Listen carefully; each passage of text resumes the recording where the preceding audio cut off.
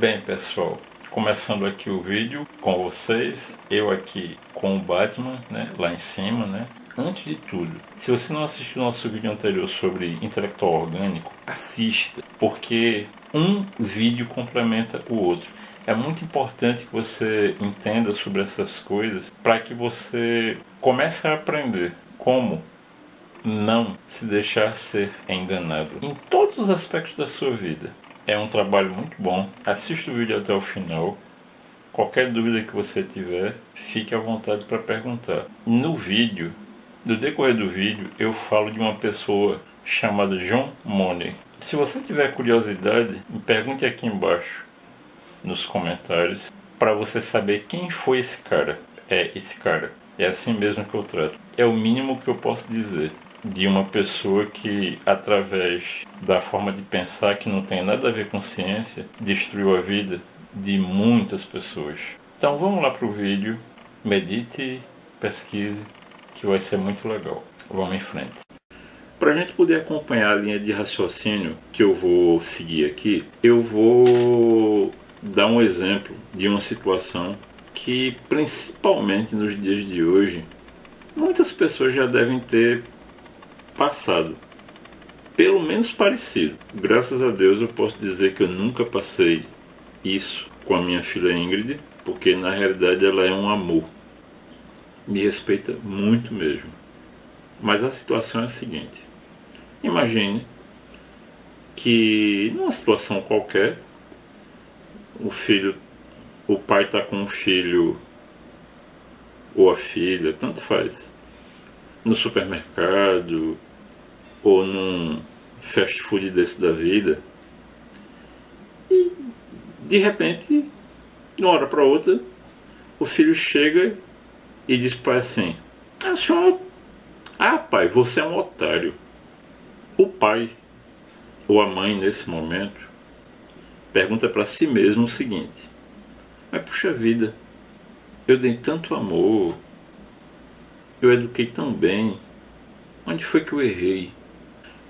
Na maioria das vezes, na realidade, não foi nem o pai nem a mãe que errou. E eu vou dizer o que acontece. A gente vai primeiro para dissonância cognitiva, a gente vai entender o que é isso, para em seguida nós irmos para programação preditiva, porque uma está ligada à outra. Então vamos lá, o que é dissonância cognitiva? Inicialmente, esse princípio da dissonância cognitiva foi desenvolvido por Leo Festinger. Ele foi professor da New School for Social Research de Nova York. E o que é que essa dissonância cognitiva diz? Que existe dentro de nós, dentro de cada um de nós, uma necessidade de buscar uma coerência entre as nossas cognições. E diz assim, por exemplo, minha filha não me chama de você. Painho, como é que você tá? Ela não diz isso, ela diz: painho, como é que o senhor tá? Ela não me trata por você. Eu obriguei ela, eu oprimi ela para me tratar assim. Não. Ela me trata por respeito dessa forma. Mas aí o que é que acontece? Quando ela era pequenininha, né? Claro. Ela pequenininha chega no colégio e aí quando os pais vão buscar os amiguinhos ou amiguinhas, ela vê os amiguinhos dela chamando os pais por você. Os pais ou as mães, né? E aí começa a existir uma dissonância cognitiva. Por quê? Inconscientemente, na cabeça dela vai dizer assim: mas peraí, ele chama o pai de você, mas eu chamo meu pai de senhor. Começa a haver uma dissonância, ou seja, começa a haver uma discordância entre aquilo que a vida está mostrando para ela e aquilo que ela foi educada para fazer. O que é que ocorre quando aparece essa dissonância, né? O que é que acontece? E isso é em todos os níveis. Em todos os níveis. O que acontece quando ocorre essa dissonância, o indivíduo ele começa a passar por um conflito nesse processo de tomada de decisão. Quer ver outro exemplo? Uma criança foi educada dentro de um lar onde tem um pai e uma mãe. E ela sabe que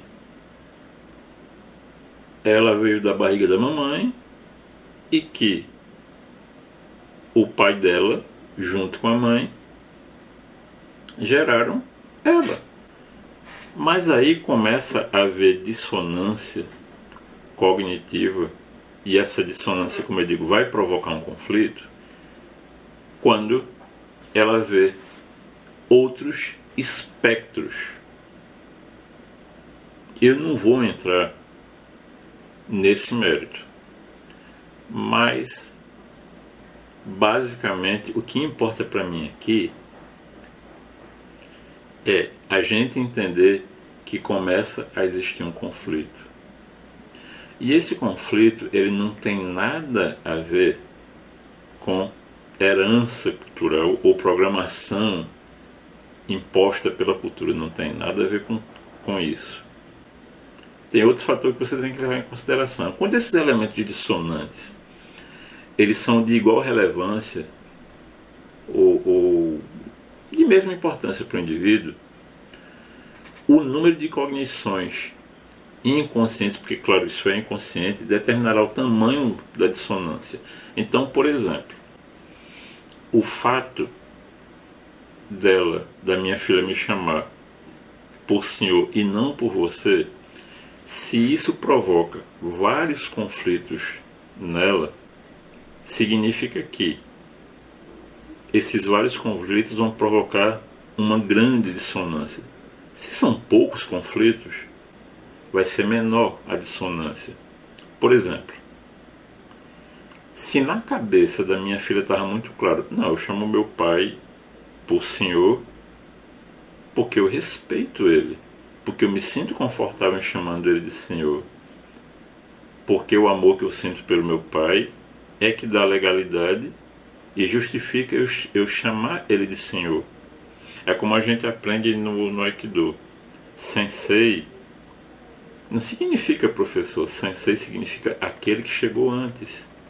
Então você respeita o sensei não porque ele impõe a autoridade, mas porque a autoridade dele, por haver chegado antes, lhe diz que ele conhece mais do que você.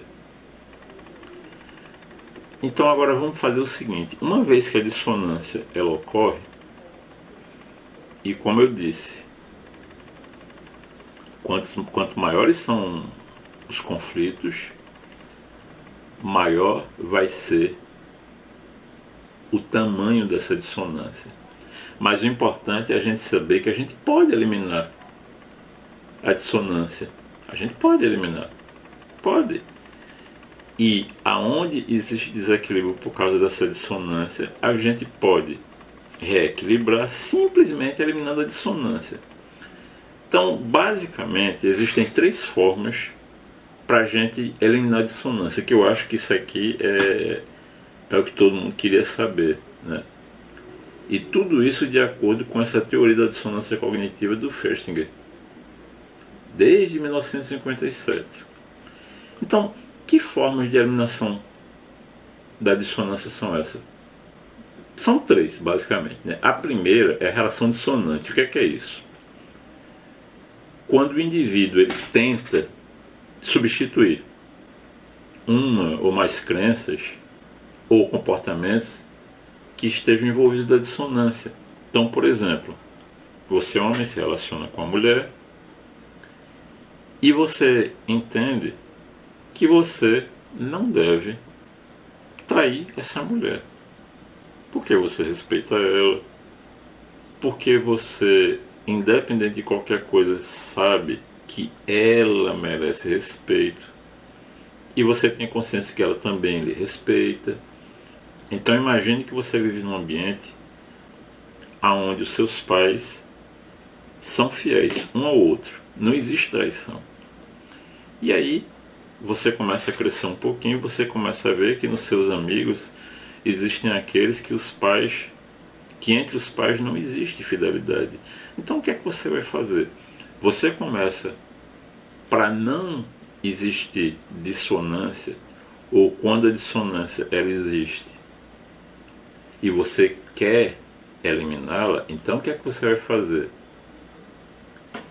Substitua a crença de que um pode trair o outro e você substitui pela seguinte crença: eu não vou trair porque eu respeito o outro. Ou seja, você começa a eliminar a dissonância nesse nível através de uma nova crença. Tanto faz, não, tá tudo bem você trair, você substitui por não, eu não vou trair, porque eu tenho que respeitar o outro. Segundo exemplo, esse exemplo que eu dei de eliminação da dissonância, foi a relação dissonante. Agora eu vou dar um outro exemplo, que é a relação consonante. O que é isso? O indivíduo ele procura adquirir novas informações ou então crenças que irão aumentar a consonância. Por exemplo, vamos dizer que a mulher ouça assim: homem é tudo lixo, todo homem trai. E aí você começa a substituir por uma nova crença.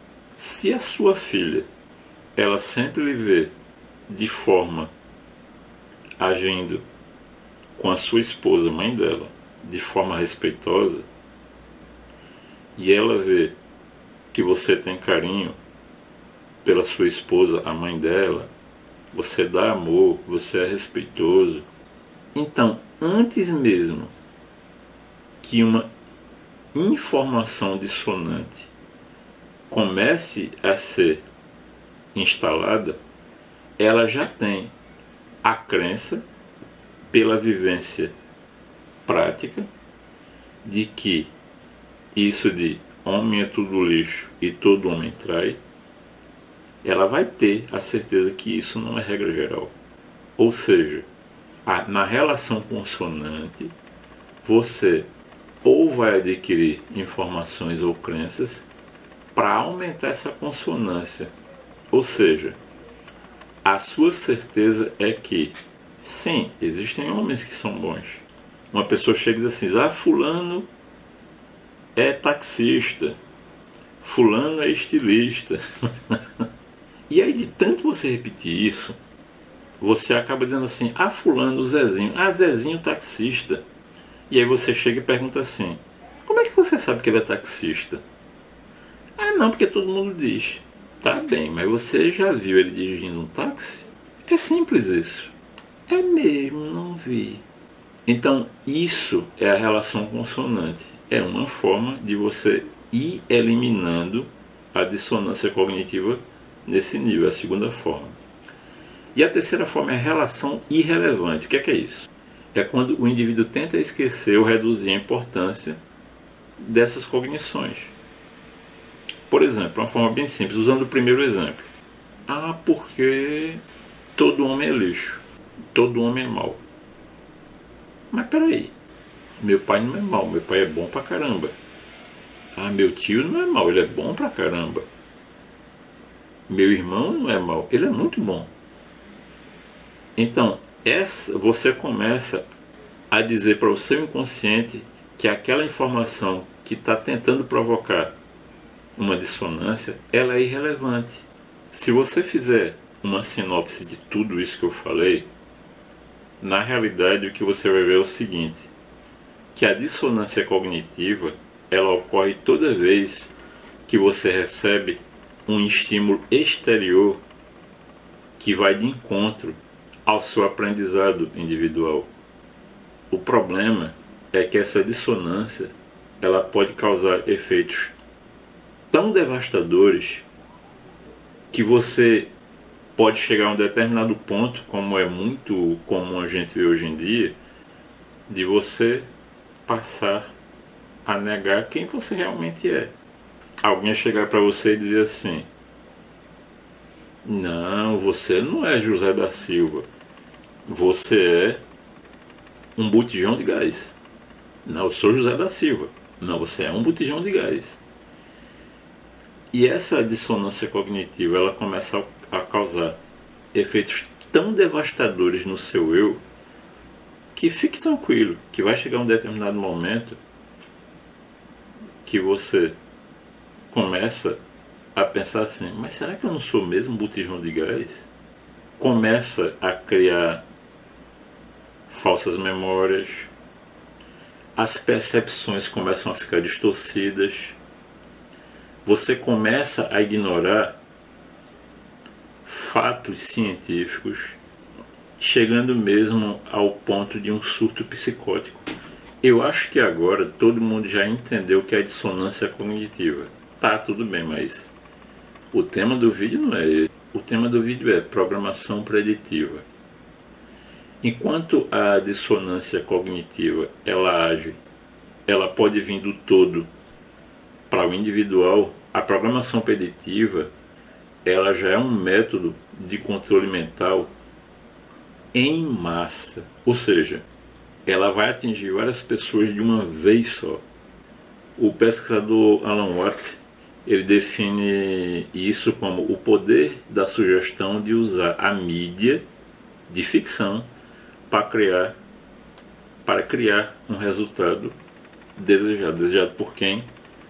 Por quem usa a mídia como instrumento, ou a propaganda para propagar aquilo que se deseja. Se for do interesse de vocês, comentem, falem, que eu posso fazer um vídeo falando apenas de um cara chamado John Money, que ajudou muito na dissonância cognitiva e ainda hoje ajuda muito e destrói muitas vidas. John Money, ele foi um psiquiatra americano. E eu gostaria de encerrar esse nosso vídeo com uma frase de George Orwell, que a gente citou no vídeo anterior, que hoje em dia vocês vão reconhecer muito facilmente como algo que é mais pura verdade, e diz assim: quanto mais a sociedade se distancia da verdade, mais ela odeia os que a revelam. Muita paz a todos, cabeça no lugar, que está precisando muito hoje em dia, e que Deus abençoe a todos nós.